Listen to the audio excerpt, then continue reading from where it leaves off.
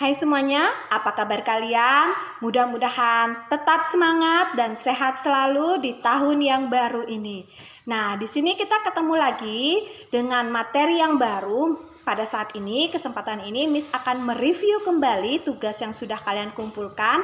Topiknya adalah usaha perorangan dan usaha kelompok yang bisa kalian perhatikan di halaman 88 sampai dengan 90 di buku paket kalian dan juga ringkasan yang sudah Miss berikan.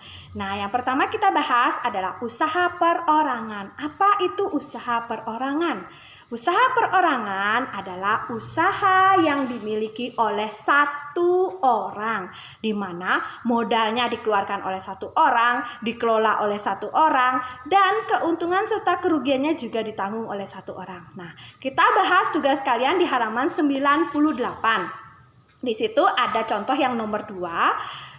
Toko kue Bu Rani itu tergolong jenis usaha apa? Berdasarkan pengelolaannya. Nah, toko kue tersebut modalnya dari Bu Rani, dikelola oleh Bu Rani bersama dengan asistennya.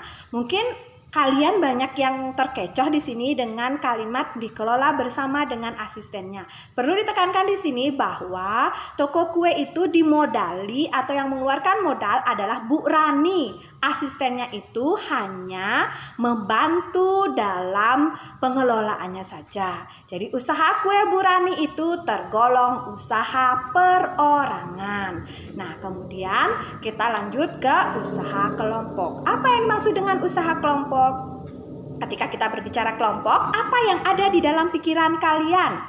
Ya, usaha kelompok adalah usaha yang dikelola dan dimiliki oleh lebih dari satu orang. Ingat saja, kelompok otomatis lebih dari satu orang kan?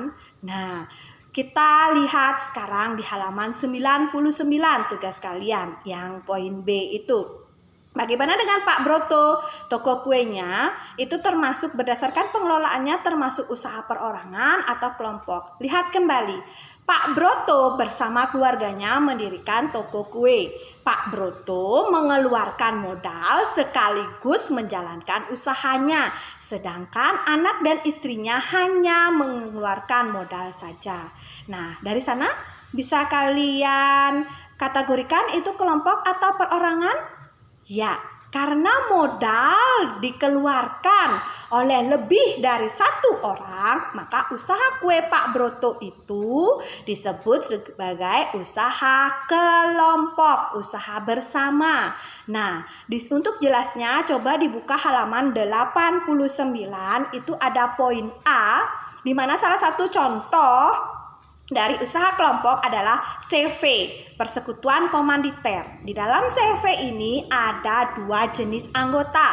Yang pertama, anggota aktif. Yang namanya anggota aktif atau sekutu aktif itu dia menyetorkan modalnya, kemudian mengelola usaha. Yang kedua, itu ada anggota pasif atau sekutu pasif. Yang namanya sekutu pasif itu dia mengeluarkan modal saja, tidak ikut mengelola. Nah, jika dihubungkan dengan kasus yang Pak Broto ini bisa dikategorikan sebagai CV. Dilihat dari ciri-cirinya, di mana Pak Broto berikan modal dan mengelola usaha, dia bisa disebut sebagai anggota aktif, sedangkan istri dan anaknya hanya mengeluarkan modal saja, itu bisa disebut sebagai sekutu pasif. Oke, itu saja yang bisa Miss review dari tugas kalian. Mudah-mudahan kalian bisa memahami.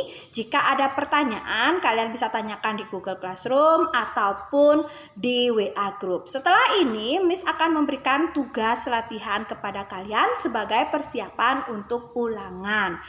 Oke, demikian saja yang bisa Miss sampaikan. Tetap semangat ya anak-anak. Sampai jumpa di video berikutnya.